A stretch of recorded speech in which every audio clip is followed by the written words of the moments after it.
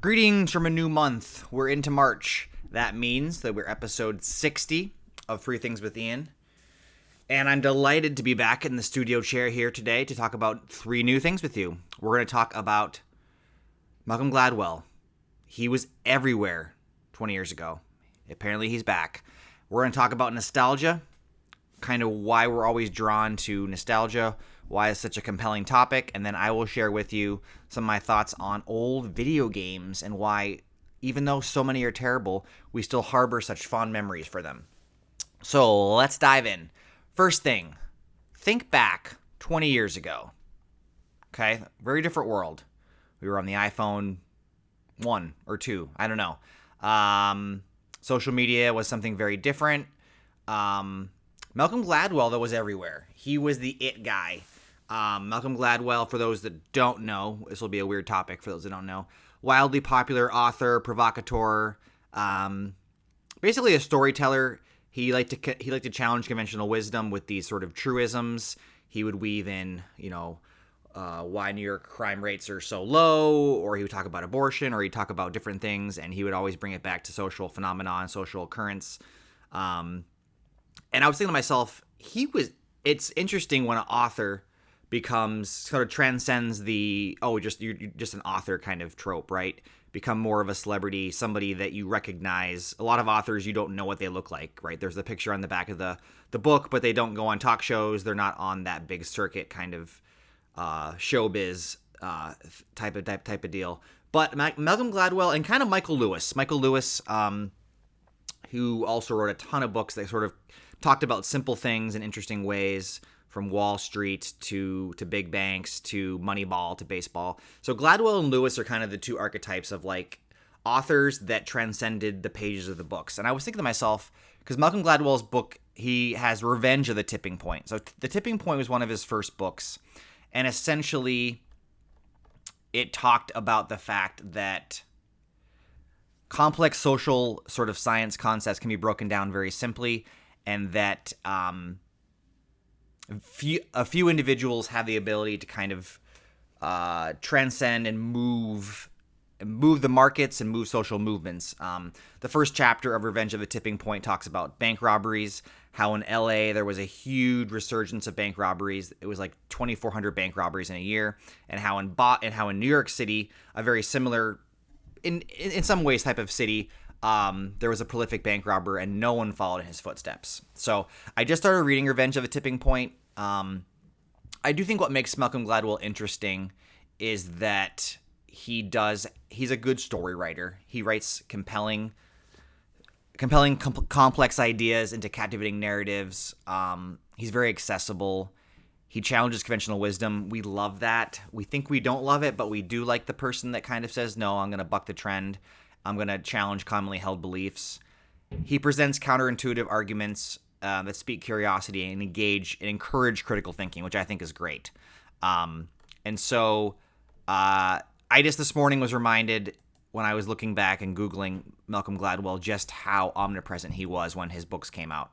He wrote 5 or 6 New York Times bestsellers. He then ventured into podcasts and he was on the speaking circuit. But his basic thing is that in terms of its role, in terms of our role in social epidemics, right, there's 3 rules. There's the law of the few, which I mentioned previously, where a few individuals have the aptitude and power to kind of change social narratives, the stickiness factor, and the power of context. And like I said before, the tipping point whole premise is that creating an epidemic involves, at times, a few agents of change or influence people to deliver that message. So I will check back in with you when I finish the Revenge of a Tipping Point. But I was just thinking fondly of a time. To me, it's always great when authors get the same publicity and they have the same sort of speaking pop and power as other celebrities who have nothing really to say. So Malcolm Gladwell, take him or leave him. I could also do a story about how people spent time debunking some of his stuff, right? But I like his stuff overall. It's very accessible. It just pops off the page. You'll just be reading and reading, and then you realize you read 100 pages. And he has a gift for making complex things seem easy and then accessible, and we like that accessibility because we feel like, hey, we are now social scientists ourselves, right? So let's talk about my number 2 topic, nostalgia. Um, there's a specific nostalgia that I find surrounding video games of the past. Think back another 20 years. So Nintendo 64, PlayStation 1 or 2, the origins, the beginning of the 3D graphic engines. Um, we have we hold a special place in our heart that I find a little counterintuitive for old video games, because I'm going to come out and just say it. Most of them were terrible in terms of in terms of their playability, level design, the limits of graphics. In general, there was a lot of shovelware. There was a lot of not very good games. If 15% of the games of the past were good, I think only 3 to 5% should really be those core memory makers, because I think the majority of video games back in the day were not particularly great. I think our nostalgic connection to them is because it's childhood, and it's that our formative years are intertwined with these video games, and that the lasting memories, which are at this point in time probably somewhat fabricated, the memories you have of the past. I always think about this as it's true that they're not probably 100% factual. The emotional investment in early games was important, right? There was very little save features.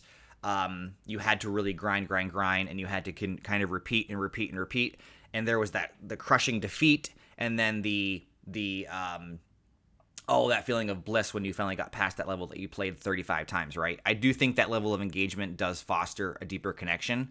And the shared experience, the shared communal experience. I do think that the way that we played video games back in the day, 90s, early 2000s, it was communal, right? There was no online, there was no headset online. It was either a LAN party, or it was players in the same domicile, the same structural unit playing. And it's so much more fun. It amplifies when you play a video game alongside somebody. It amplifies that, even if the games themselves, looking back, aren't very good. And I say that with respect. I say that with kindness, because part of the nice thing about having the Switch, Nintendo Switch, is you're able to play, albeit on a different controller, on a slightly different platform, old games. And some of the games that people cherish are essentially unplayable because of either controller layout, gameplay design, and just the limitations that those games bumped up against, right? The cultural impact, the early days of Sonic and Mario, those were, alongside Mickey Mouse and Ronald McDonald, the guys, the cultural pantheon of characters. People do feel a sense of purity when they talk about these older games, right? There was more focus on gameplay. Mario knew that it wasn't able to do the world building and exploration, so it made very tight game designs. People spent a lot of time figuring out just where to put the blocks to make it extra difficult, to give you that sense of accomplishment when you completed it. And then obviously selective memory plays a huge role into any time we're thinking about the past. So game nostalgia is a complex phenomenon rooted in personal memories, social connections, which I do think is super important, and the ever-evolving, changing landscape of culture and technology. So video games still play important, in air quotes, role in people's lives. I do think that there are a number of good games where you can get that social experience. You can play online with individuals. The world building. Graphically, we've kind of hit a point where there are some smaller returns on the investment and the different technologies, but graphics aren't everything. Tetris is a game that is a phenomenal game, and graphically, that's not going anywhere fast. So anyway, part 2 is sort of, let's talk about why nostalgia affects us so uniquely with video games. And then my third thing is the game that I go back to the most often of that older time period. I know that for some people, old means 2010, some means 1977 in Atari.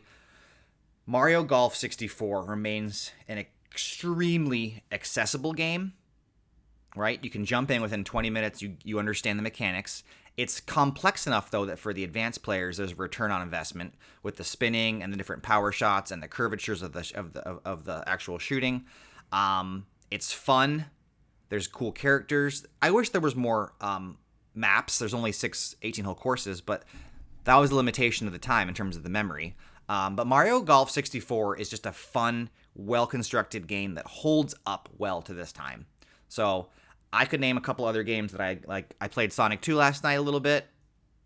Yeah, that's fine. The problem with Sonic games is you're encouraged to go so fast that you don't have time to actually understand and take part in the environment that you find yourself in, right? Because it's always weird to me that Sonic creates these very elaborate, labyrinthian, beautifully sort of MC Escher layered levels, and then you zoom right through them, and you end up with like 3 coins, and it's like, what's going on here? So that's always kind of a weird thing. Whereas in Mario, the plumber, he sort of plods along, and we're fine with that. And you can appreciate the different, I guess, cloud formations and the structures that he encounters and the pipes. But speed versus, I guess, the Sonic speed factor, I find always kind of a fascinating thing to discuss.